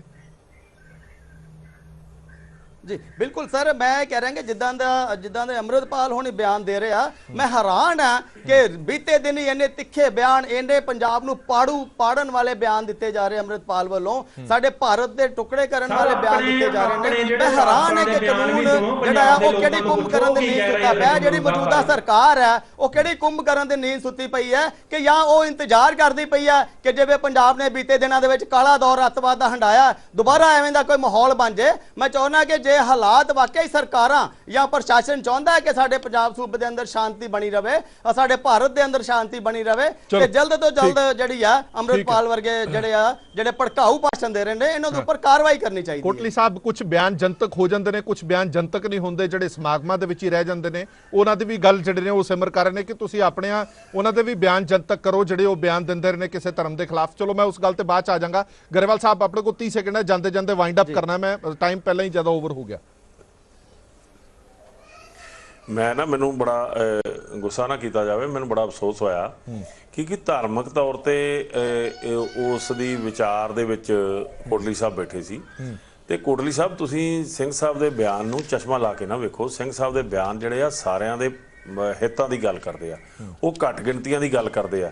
ਜਦੋਂ ਸਿੰਘ ਸਾਹਿਬ ਘੱਟ ਗਿਣਤੀਆਂ ਬਾਰੇ ਗੱਲ ਕਰਦੇ ਨੇ, ਘੱਟ ਗਿਣਤੀਆਂ ਦੇ ਵਿੱਚ ਜਿਹੜੀ ਆ ਉਹ ਕ੍ਰਿਸਚੀਅਨਟੀ ਵੀ ਆ ਜਾਂਦੀ ਹੈ। ਸੋ ਇਸ ਦੇਸ਼ ਦੀਆਂ ਸਰਕਾਰਾਂ ਨੂੰ ਵੀ ਚੁਣੌਤੀ ਦਿੰਦੇ ਨੇ। ਤੁਹਾਨੂੰ ਉਹ ਗੱਲਾਂ ਸ਼ਾਇਦ ਯਾਦ ਨਹੀਂ ਰਹਿੰਦੀਆਂ, ਕਿਸੇ ਹਥਿਆਰ ਚੁੱਕਣ ਦੀ ਗੱਲ ਨਹੀਂ ਕੀਤੀ। ਹਥਿਆਰ ਤਾਂ ਸਿੱਖ ਦਾ ਜਿਹੜਾ ਇੱਕ ਅੰਗ ਹੈ, ਸੋ ਉਸ ਦੀ ਉਹਨਾਂ ਨੇ ਜ਼ਿਕਰ ਕੀਤੀ ਹੈ। ਕਿਸੇ ਧਰਮ ਨੂੰ ਢਾਉਣ ਵਾਸਤੇ ਜੇ ਸਿੰਘ ਸਾਹਿਬ ਨੇ ਨਹੀਂ ਕੀਤੀ, ਪਰ ਜਿਹੜੀ ਕੌਮ ਤੇ ਕਿਸੇ ਤਰ੍ਹਾਂ ਦੀ ਕੋਈ ਹੱਲਾ ਹੁੰਦਾ ਉਸ ਦੇ ਬਾਰੇ ਸਿੰਘ ਸਾਹਿਬ ਨਹੀਂ ਬੋਲਣਗੇ ਤਾਂ ਕੌਣ ਬੋਲਣਗੇ? ਪਰ ਇਹਦੇ ਬਾਵਜੂਦ ਉਹਨਾਂ ਨੇ ਸਿੰਘ ਸਾਹਿਬ ਨੇ ਤੁਹਾਡੇ ਕਿਸੇ ਧਾਰਮਿਕ ਰਹਿਬਰ ਦੇ ਬਾਰੇ ਚ ਕੋਈ ਅੱਜ ਤੱਕ ਟਿੱਪਣੀ ਕੀਤੀ ਨਾ ਹੀ ਉਹ ਕਰਦੇ ਨੇ, ਕਿਉਂਕਿ ਗੁਰੂ ਨੇ ਸਾਨੂੰ ਇੱਕ ਸਿਧਾਂਤ ਦਿੱਤਾ ਕਿ ਕਿਸੇ ਵੀ ਧਰਮ ਦੀ ਤੋਹੀਨ ਨਹੀਂ ਕਰਨੀ। ਸੋ ਅਸੀਂ ਇਹ ਬੇਨਤੀ ਕਰਦੇ ਹਾਂ ਕਿ ਸਿੰਘ ਸਾਹਿਬ ਦੇ ਬਿਆਨ ਨੂੰ ਚਸ਼ਮਾ ਲਾ ਕੇ ਨਾ ਦੇਖਿਆ ਜਾਵੇ। ਉਹਦੀ ਚਲੋ ਬਹੁਤ ਬਹੁਤ ਧੰਨਵਾਦ, ਮੇਰੇ ਕੋਲ ਸਮਾਂ ਘੱਟ ਹੈ। ਬਹੁਤ ਬਹੁਤ ਧੰਨਵਾਦ ਸਾਰੇ ਮਹਿਮਾਨਾਂ ਦਾ ਇਸ ਪੂਰੀ ਵਿਚਾਰ ਚਰਚਾ ਦੇ ਲਈ। ਸੋ ਮੁੱਕਦੀ ਗੱਲ ਇਹ ਹੈ ਕਿ ਜਿਵੇਂ ਜੂਨ ਕੋਟਲੀ ਸਾਹਿਬ ਨੇ ਵੀ ਕਿਹਾ ਕਿ ਸਾਡੇ ਖਿਲਾਫ ਟੀਕਾ ਟਿੱਪਣੀ ਹੁੰਦੀ ਰਹਿੰਦੀ, ਸ਼ਾਇਦ ਅਸੀਂ ਬਰਦਾਸ਼ਤ ਕਰ ਲੈਂਦੇ ਕਿ ਸਾਡੇ ਪ੍ਰਭੂ ਦੇ ਖਿਲਾਫ ਜਿਹੜੀ ਟੀਕਾ ਟਿੱਪਣੀ ਕੀਤੀ ਗਈ ਹੈ ਉਹ ਬਰਦਾਸ਼ਤ ਤੋਂ ਬਾਹਰ, ਉਹ ਨਹੀਂ ਕਰਾਂਗੇ। ਦੂਜੇ ਪਾਸੇ ਸਿਮਰਜੀਤ ਹੋਰਾਂ ਨੇ ਕਿਹਾ ਕਿ ਉਹ ਬਿਆਨ ਦੀ ਪ੍ਰੋੜਤਾ ਕਰਦੇ ਨੇ, ਨਹੀਂ ਕਰਦੇ, ਉਹ ਵੱਖਰੀ ਗੱਲ ਹੈ, ਪਰ ਉਸ ਬਿਆਨ ਦੇ ਪਿੱਛੇ ਦੀ ਜਿਹੜੀ ਹਿਸਟਰੀ ਹੈ, ਉਸ ਬਿਆਨ ਦੇ ਪਿੱਛੇ ਦੀ ਹਕੀਕਤ ਹੈ ਜਿਹੜੀ ਉਹ ਸਮਝਣੀ ਪੈਣੀ ਹੈ ਕਿ ਪੰਜਾਬ ਦੇ ਵਿੱਚ ਕੀ ਕੁਝ ਹੁੰਦਾ ਰਿਹਾ, ਉਸੇ ਗੱਲ ਨੂੰ ਹੀ ਆਧਾਰ ਬਣਾ ਕੇ ਉਹ ਬਿਆਨ ਦਿੱਤਾ ਗਿਆ। ਸੋ ਦੋਵੇਂ ਧਿਰਾਂ ਆਪੋ ਆਪਣੇ ਸਟੈਂਡ ਤੇ ਖੜੀਆਂ ਹੋਈਆਂ ਨੇ। ਹੁਣ ਇਹ ਮਸਲਾ ਹੱਲ ਕਿਵੇਂ ਹੋਏਗਾ ਇਹ ਆਉਣ ਵਾਲਾ ਸਮਾਂ ਦੱਸੇਗਾ, ਕਿਉਂਕਿ ਈਸਾਈ ਭਾਈਚਾਰੇ ਦੇ ਕੁਝ ਲੋਕ ਇਹ ਕਹਿੰਦੇ ਨੇ ਕਿ ਪਰਚਾ ਦਰਜ ਹੋਣਾ ਚਾਹੀਦਾ ਹੈ। ਦੂਜੇ ਪਾਸੇ ਅੰਮ੍ਰਿਤਪਾਲ ਸਿੰਘ ਹੋਰਾਂ ਦਾ ਵੀ ਅੱਜ ਬਿਆਨ ਆਇਆ ਸੀਗਾ ਕਿ ਤੁਸੀਂ ਪਰਚਾ ਦਰਜ ਕਰਨਾ ਤਾਂ ਕਰ ਲਓ, ਸੜਕਾਂ ਐਵੇਂ ਜਾਮ ਨਾ ਕਰੋ। ਮੈਂ ਤਾਂ ਪਹਿਲਾਂ ਹੀ ਕਿਹਾ ਕਿ ਪੁਲਿਸ ਤੋਂ ਨਾ ਮੈਂ ਪਰਚਿਆਂ ਤੋਂ ਡਰਦਾ, ਨਾ ਮੈਂ ਕਿਸੇ ਹੋਰ ਤੋਂ, ਜਿਹੜੀ ਗੱਲ ਗਲਤ ਹੈ ਉਹ ਮੈਂ ਕਰਾਂਗਾ। ਹੁਣ ਦੇਖਣਾ ਪਏਗਾ ਕਿ ਇਸ ਪੂਰੇ ਵਿਵਾਦ ਨੂੰ ਜਾਂ ਸਾਰੇ ਮੁੱਦੇ ਨੂੰ ਕਿਸ ਤਰ੍ਹਾਂ ਸੁਲਝਾਇਆ ਜਾਂਦਾ। ਦੇਸ਼ ਦੁਨੀਆ ਦੇ ਬਾਕੀ ਖਬਰਾਂ ਲਈ ਬਣੇ ਰਹੋ PTC ਨਿਊਜ਼ ਦੇ ਨਾਲ। ਧੰਨਵਾਦ।